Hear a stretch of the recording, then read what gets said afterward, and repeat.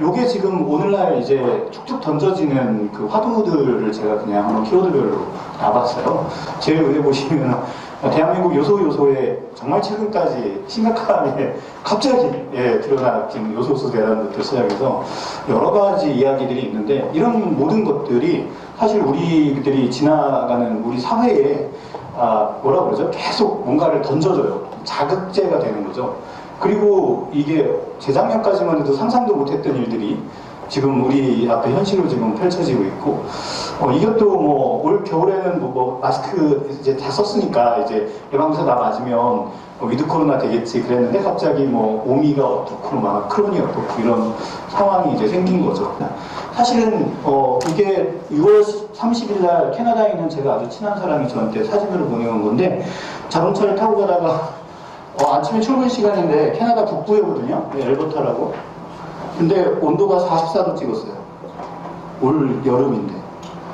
여기가 어떤 일이 벌어지냐, 이거 바로 옆에 브리티시 콜롬비아라고 하는 데가 조금 있다가요, 그 얼마 전에 2주쯤 전에 큰 홍수가 난 그 동네입니다. 500년 간. 그러니까 이런 게 부지기수로 일어나죠. 여기 옆에 보면은 아프리카에 이제 산불 나는 것들의 흔적들인데, 이런 것들이 지금 현재 막 정신없이 이루어지고 있죠. 캘리포니아에 산불이 나면, 그리고 호주에 산불이 나면 우린 코알라를 걱정하잖아요. 캥거루를 걱정하고. 그런데 사실은 그것도 걱정이지만 그 옆에 있는 밀밭과 옥수수밭이 타면 큰일 납니다. 이 시대가 필요로 하는 젠더적 감수성은 뭐냐, 젠더는 뭐냐 라고 봤을 때 사실 이제 더 이상의 이런 캐피탈리즘과 마초와 이런 것들보다는 조금은 더 케어해야 되고, 조금은 더 관리해야 되고, 조금은 더 보듬어야 되는 그런 시대가 이제 돌아온 것이 아닌가라는 생각이 듭니다. 사실 그러다 보니까 그런 것들을 초기에 제기했던 굉장히 용기 있는 사람들이 있죠. 그래, 여러분들 잘 아시는 60년대 미국에서 새소리가 안 들려서, 이게 그 대표적인 예잖아요. 레이첼 카슨이라고 하시는 분이 그 당시 용기를 내셔가지고 대기업들과 싸우면서 본인이 암에 걸려 돌아가시면서도 끝까지 그 메시지를 놓치지 않으셨던 그런 케이스죠. 똑같은 경우가 우리나라에도 있었어요. 1978년에 노풍벼 사건 때문에. 이거는 학계에서 지금도 얘기를 잘 안 하는데 농민들은 다 알아요. 왜냐면 그때 정말 그 농약을 다른 데 한 번, 두 번 뿌릴 때 우리나라는 농약 13번 뿌리고 12번 뿌리고 그랬어요. 78년에. 그리고 나서 79년에 제가 탐구 생활을 하는데 곤충 채집을 하는데 평소 보이던 애들이 갑자기 1년 후에 안 보이기 시작하는 거예요. 그게 뭐냐면 메뚜기였고 반딧불이었습니다. 79년 일입니다. 대한민국 전체를 휩쓸었던 78년에 그 유명한 노풍벼 사건. 농약의 밀도가 평소보다 12배, 13배가 늘었던 시절입니다.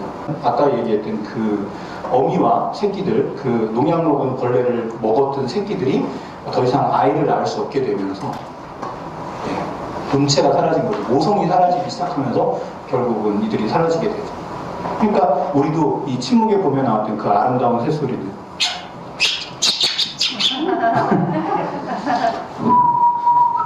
뭐 이런 새소리들이 모두 사라져버린 거죠.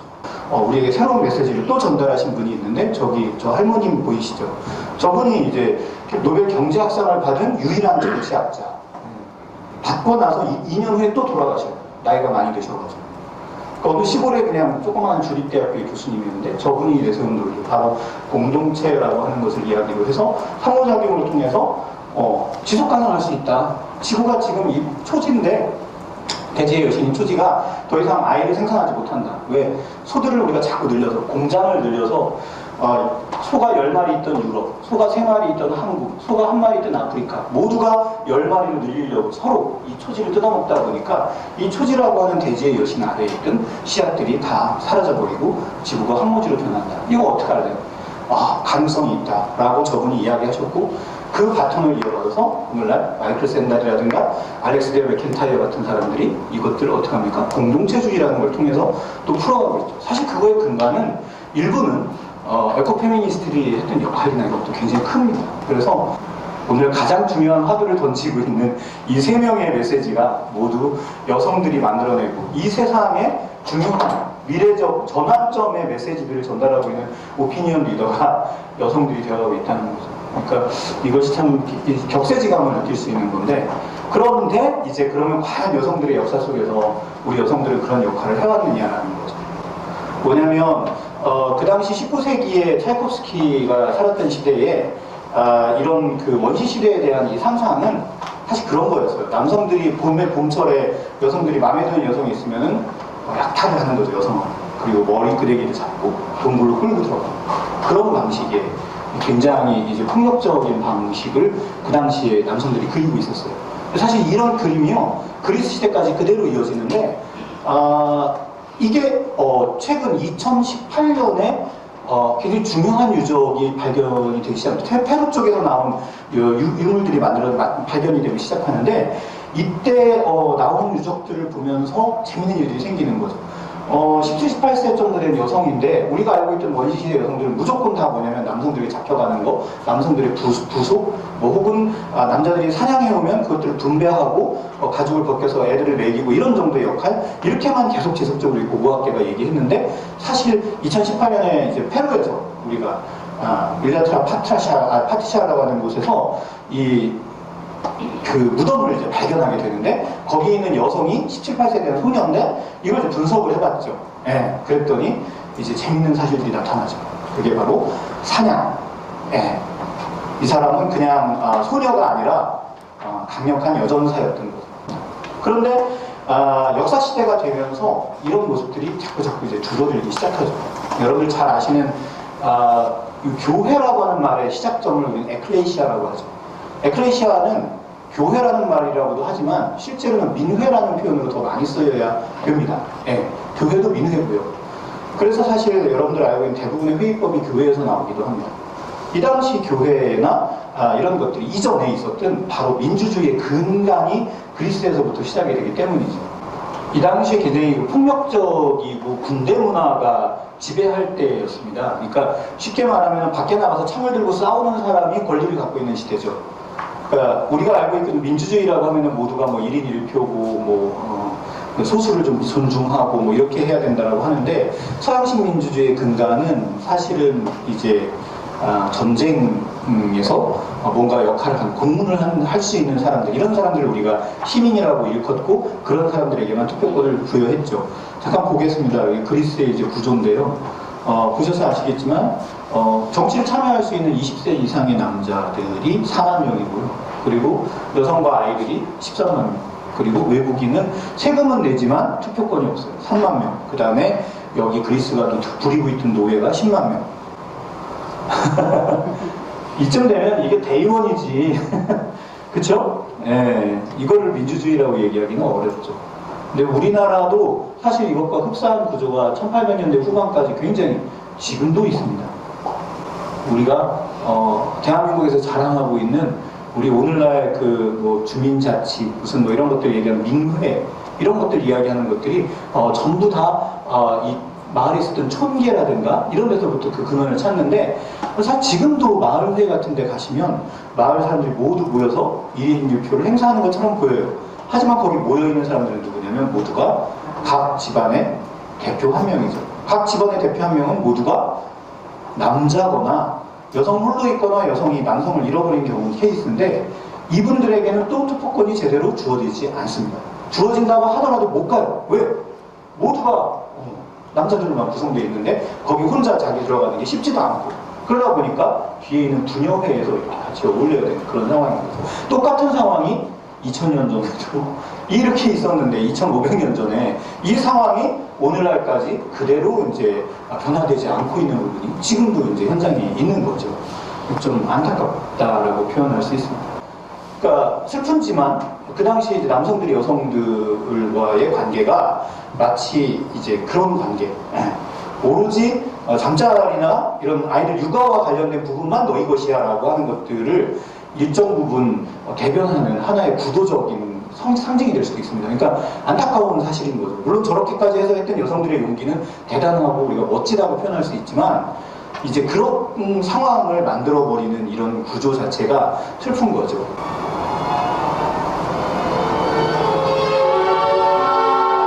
여기 있는 이 여인은 보시다시피 이제 실오라기 하나 거치고 안 걸치고 있죠. 그리고 말을 타고 있어요. 이 아침나절인데 영국입니다. 예, 영국에 우리 잘 알는 이제 코번트리라고 하는 곳인데 거기에 새벽에 이 여인이 이제 길을 걷고 있는 거죠. 창문을 열고 아침이면 다들 굿모닝 하고 이렇게 인사를 해야 하는데 이 거리에 지금 누구도 창문을 열고 이 분을 쳐다보고 있지 않죠. 공론화를 성공시켰어요. 이게 여러분들 혹시 저 황성문 선생님은 우리나라에 최근에 들어온 아주 막 비싼 초콜릿이 있습니다. 혹시 고다이바라고 고디바 초콜릿, 예, 벨기에에서 만든 초콜릿이죠. 그거 우리나라에 안 들어와서 일본 가서 먹고 그러던 분도 있어요. 예전에는. 예, 이렇게 그런 유명한 초콜릿인데 이게 바로 이 고디바잖아요. 고다이바 초콜릿인데 여기 주인공이 실제로는 이 고다이바라는 분이죠. 고디바라고 하는 분이신데 저분이 새벽에 저렇게 나체로 걸을 수밖에 없었던 이유가 있었죠. 그게 뭐냐면 이 영주였던 사람이 이 사람의 신랑이 코번트의 영주가 사람들에게 흉년이 들었을 때 세금을 그대로 흉년이 들었는데도 계속 지속했던 거죠. 그러면서 계속 강력하게 어렵습니다. 이대로 가다가는 모두가 굶어 죽을 것 같습니다. 살려주십시오. 세금을 좀 감면해 주십시오라고 했는데 무슨 소리냐. 지금 잠깐 흉년 들었다고 세금 지금 깎으면 나중에 어떻게 하려고 그러니 계속 내 라고 하면서 강력하게 주장을 했고 보다 못한 그분의 부인이 얘기를 했죠. 조회 현장에서 그 자리에서 얘기합니다. 제가 생각할 때는 지금 이 상태로 가면은 다 굶어 죽습니다. 다시 한번 제보해 주십시오 라고 하니까 남편이 여자가 뭐를 알아? 라고 하면서 네가 만약에 정 그럴 것 같으면 네가 그럴 정도 용기 있고 너도 지금 배가 불러서 그러지 말이야. 나중에 지금 먹여 살리는 게 누군데? 라고 하면서 자 그러면서 툭 던지는 겁니다. 그러니까 그녀가 그러면서 던진 말이 뭐냐면 네가 그럴 거면 말이야 저 홀딱 벗고 동네 한 바퀴 돌아. 그러니까 그 얘기를 듣자 네 알겠습니다. 근데 이 이야기를 할 때 백엠마트에서 한 게 아니죠. 사람들이 보는 앞에서 같이 공식적으로 제안했고 그것에 대한 면박을 주었고 그 덕분에 아침나절에 이렇게 말을 타고 돌았죠. 동네 사람들이 어느 누구도 창문을 열고 이걸 쳐다보지 않았죠. 특히 거기서 제가 주시했던 부분은 바로 공론화입니다. 이것들을 모든 사람들이 듣게끔 하는 공론화 과정을 거쳤기 때문에 사람들이 창문도 안 열 수 있었고 이런 내용들을 알고 함께 행동할 수 있었다는 것 그리고 나서 변화가 그래도 일부 있었다는 것 이제 이것이 고다이바가 우리에게 주는 교훈이 아닐까 싶습니다. 이 마녀사냥을 당했던 여인들의 대부분의 특징들을 보면 뭐냐면요 남성들로부터 사랑을 얻지 못했거나 아니면 그러니까 보호받지 못한 거죠. 아니면 남성이 없거나 홀로 되었거나 그런데 재산이 조금 더 있거나 홀로 되었는데 재산이 조금 있다 싶으면 100%입니다. 그건 그냥 무조건 저희 마녀야. 그리고 나서 데려가서 죽이는데 그 죽이는 이 땔감을 구하는 것부터 이 화형식이 이루어지고 나고 나서 이런 일련의 과정들에 모두 허용되는 모든 그 비용이 누구의 돈으로 나가냐면 그 여인의 돈으로 나갑니다. 그리고 그녀도 죽어가면서 하는 말이 제발 내 막내딸 얘만큼은 이 남편 아래 두게 하지 말아주세요. 엄마가 키워주세요 라고 해요. 그 덕분에 이 막내딸은 구원을 얻어요. 네 번째 딸이. 할머니가 얘를 키워요. 혼자. 그러면서 할머니가 데리고 있는데 이 아빠가 그걸 못마땅해 한 거예요. 그리고 할머니가 혼자 죽으라고 열심히 돈을 벌어요. 그래서 아주 약간 정말 요만큼의 재산이 있었어요. 그러니까 무슨 일이 벌어지겠어요? 사위가 할머니를 마녀라고 고발합니다. 비슷한 시기입니다. 1500년대니까. 마녀 사냥을 받을 때 우리가 축복받은 두 분의 결혼이 있었죠. 한 분은 이제 신인선이라고 하는 누님이셨고 또 한 분은 허초이라고 하는 누님이셨어요. 혹시 신인선이라는 누님 여러분들 아주 잘 아는 분들인데 누구인지 아시죠? 네. 여러분들 5만원권 보시면 거기 나오는 그분이 바로 신인선 선생님이세요. 네. 그리고 중국의 한류붐을 일으켰던 엄청난 분이 계시죠? 네. 허난서런 선생님이 바로 허초이 선생님이시죠. 하지만 이분들의 본명은 우리가 그렇게 익숙하지 않죠. 장가를 갔죠. 이분 남편이 장가를 가는 바람에 성공적인 케이스가 됐고 저분이 시집을 가셨죠. 그 덕분에 슬픈 삶을 살 수밖에 없었죠. 특히 그 당시에 정략적인 어떤 그런 것들 그리고 또 보수적이기로 소문난 어떤 집안으로 가는 덕분에 아주 슬픈 삶을 살아야 됐었던 거죠. 그러니까 이 결혼이라고 하는 제도 자체도 사실은 굉장히 잘못하면 폭력적인 거죠. 특히 아이를 낳고 또 이렇게 책임져야 된다는 생각을 우리에게 계속 부여된 여성들에게는 이 결혼이라고 하는 것들 이후에 이루어지는 상황이 항상 여성들에게 어떤 골무로 작용을 하기도 합니다. 그러니까 슬하에 7남매나 있는데 후손이 더 필요하겠습니까? 그러니까 내가 죽더라도 새로 장가들지 마세요. 이게 누가 한 말이냐면 49살에 그분께서 돌아가시면서 하신 말씀이에요. 새장가 들지 마세요. 누가 한 말일 것 같아요? 네, 신사임당 선생님이 하신 말씀이시죠. 지난해 사랑하는 딸을 잃고 올해는 사랑하는 아들까지 잃었다. 네, 두 무덤을 마주보고 서 있다. 백연나무 사이로 바람이 불고 소나무 가래나무 사이로 번쩍이는 도깨비불이 넋을 부르고 있다. 그리고 이 도깨비불이 비친다는 것은 밤이라는 얘기예요. 그리고 무덤가에서 술을 따르고 있어. 그리고 너의 오누이의 혼이 이렇게 잘 됐으면 좋겠다. 그러면서 피눈물을 삼키고 있는 모습이죠. 그리고 나서 이해에 이분도 돌아가십니다. 이분이 여러분들 잘 아시는 허난서로 나온 거죠. 이렇게 영특했던 아이가 얼마나 그 부조리한 사회상에 대해서 속상했고 그랬을까요? 정말 예. 여기 허엽 선생님 돌아가시고 나서 저분은 그 무더미 부관참시를 당했고요.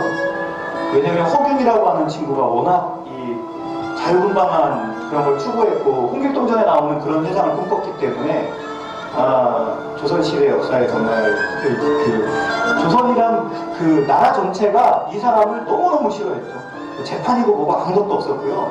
천하의 쳐죽일 놈이라고 지속적으로 얘기합니다.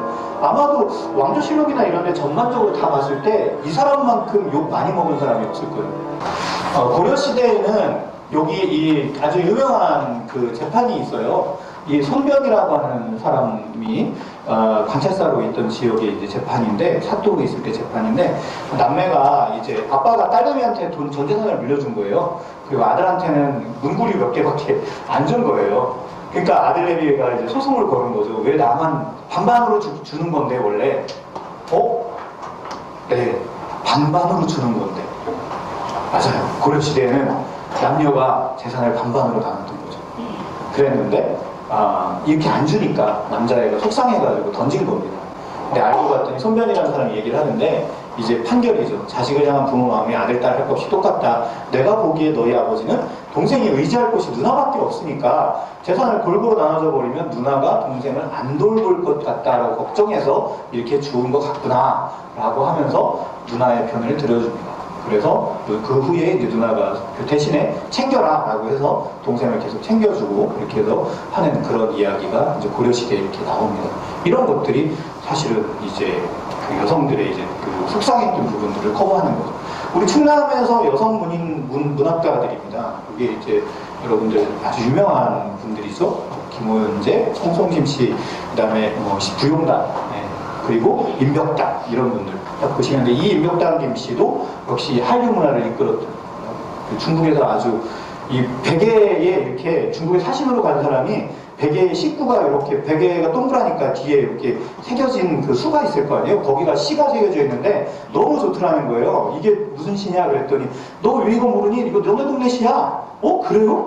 하고 물어봤더니 그 시가 김임벽당님의 시가 중국에서 그렇게 히트를 치고 있더라는 거죠. 근데 한국에서는 정작 히트를 칠 수가 없죠. 여성이 그리니까. 논이라는 것이 생겨났어요. 그 전에는 논이 없었거든요. 그렇게 되면서 논이 생겨나면서 벼를 이제 밭에 심지 않고 논에 심고요, 물을 채우는 거예요. 그리고 나서 모내기를 하는데, 여기에 집중적으로 이 조직된 노동력의 힘이 들어가야 돼요. 군대처럼. 그렇게 되지 않으면 순식간에 한 번에 쫙 물 채우고 이걸 쫙 하고 번대질하고 썰애질하고 모내기까지 이 엄청난 과정을 노동이 집중되는 시기가 있는 거예요. 그리고 재밌는 게 뭐냐면, 이때 나오는 이 산물이 밭작물에 비해서 최소 70%에서 최소 30%에서 최대 5배까지 생산량이 많습니다. 무슨 얘기냐? 논에 절대 여성을 들이지 않습니다. 쌀 한 톨이 지금 170톨까지 나와요. 200톨까지 나옵니다. 중세시대 밀 한 톨에, 중세시대 밀 한 톨에 서양이 삼부식 농업할 때 한 톨에 27톨 5톨 만들었어요. 한 톨 가지고 5톨. 그때 쌀은 한 톨 가지고 27톨을 만들었어요. 비교할 수가 없는. 그때의 그 강력한 그 생산력을 바탕으로 해서 내가 이렇게 벌어오는데 말이야. 아까 하는 얘기 똑같죠. 그리고 그러면서 가정의 권리로 군림하는 것이 조선시대 중기 이후에 그 장가를 가던 것이 시집을 오게 하면서 이 나오는 그 두 가지가 맞물려지면서 오늘날 굉장히 왜곡되어 있는 우리나라의 상황을 만들었다. 우리는 여기서 주목해봐야 될 게 뭐냐면 이분이 그런 종교라는 그 타이틀을 걸고 이런 것들을 만들면서 또 뭐를 만드냐면 수도원을 개척하는데 여성들만의 수도원을 만들면서 자기들이 이분이 이제 책임지고 개척하는 최초의 사례를 만들어냅니다. 굉장히 개척적인 여성이었던 거고요. 그래서 이분이 개척한 수도원들이 굉장히 많았다고 그래요. 그 당시에. 그래서 이 이후에 여성들의 수도원, 우리 마리아라고 하는 그 여인이 콘트라 대령과 사귀었던 그분이 있었던 그런 수도원들이 사실은 시작이 바로 이런 여성들의 수녀원 개념들이 이분이 이제 주도적으로 많이 만들었던 케이스입니다. 자, 이분이 글을 써요. 그 내용을 전부 그 민중에 대한 부분들을 여성이라고 하는 걸로 이 단어들을 바꿔가면서 글을 쫙 쓰니까 완벽하게 맞아떨어져요. 왜? 다 같이 핍박받는 사람들이니까. 그렇게 해가지고 자기가 여성의 권리에 관한 문을 만들어가지고요, 기고를 해요. 내가 단두대에 설 권리가 있다면 나도 국회에서 말할 권리가 있다라고 얘기하면서 돌아가죠. 이게 굉장히 큰 반향을 일으켰고 그 이후에 이런 것들에 대한 그 자극을 받은 여러 나라들에서 이제 여성들이 이제 스트라이크를 시작합니다. 그러니까 그런 이야기들을 하고 그 당시에 이제 에밀리 데이비슨이라고 하는 여성분이 조지 5세 임금이 이제 경마를 막 하고 있는데 이제 임금 말이 몇 번 말인지 보고 나서 옆에 있다가 들어가서 그 말을 듣는데 자기 몸을 이렇게 하죠. 그리고 돌아가십니다. 네. 그 에밀리 데이비슨의 장례식 날 세상 사람들이 다 모여가지고 그 장례식을 추모하고 그 자리에 있었던 여성들이 장례식 행렬을 뭘로 만들었냐면 시위 행렬로 바꿉니다. 그 성인 모든 여성들에게 참정권이 부여가 되죠. 이게 영국이 그래도 빠른 케이스입니다. 미국에서는 이제 수잔 앤서니가 재밌어요. 이 상황이. 아까 프랑스에서의 거는 아예 단두대로 처형이 되셨잖아요. 근데 이때는 어떻게 했냐면 그렇게 대놓고 정면으로 반박하는 방식이 아니라 그냥 투표를 하는데 여성인데 조용히 가서 투표한 거예요. 너 투표를 주장해. 그러니까 너 여자인데 왜 투표해? 그러니까 잡아가시던가. 그래서 잡혀가요. 그리고 나서 그 재판장에서 이제부터 이슈화시키기 시작하는 겁니다. 이게 우리 마치 박열 선생님의 그런 상황과 비슷한 것들을 만들어 나가는데 이 여성들의 투쟁사도 굉장히 이제 전략적으로 이제 하기 시작하는 거죠. 그래서 주목을 받기 시작하고 그 건들이 이제부터 이런 다양한 운동들로 세계적으로 이제 나타나기 시작합니다. 이것이 미국에서 수정헌법으로 이제 1920년에 나오는데 그 헌법 이름이 수잔 앤서니 헌법이라고 해요. 수정헌법 이름 자체가 수잔 헌법이에요. 그래서 케이티 셰퍼드 얘기는 좀 아까 제가 보여드렸죠. 이게 이제 모스크바에서 했었던 일입니다. 제일 먼저 시작했던 프랑스가 1940년대 중반이 돼서야 나라 수복하고 나서 한참 후에 참정권을 줍니다. 그러니까 우리가 알고 있는 자유와 민주주의의 나라가 1950년 다 돼서 한국전쟁이 퍼질 때쯤 돼서야 간신히 여성에게 참정권을 주는 상황이 생기는 거예요. 앞으로도 이렇게 제대로 좀 풀어낼 수 있게끔 오늘날 마지막까지 남은 이 정말 흉악한 유산, 수천 년간의 유산들이 있죠. 아직까지도 가부장적인 것들, 이런 것들이 사라지는 그날.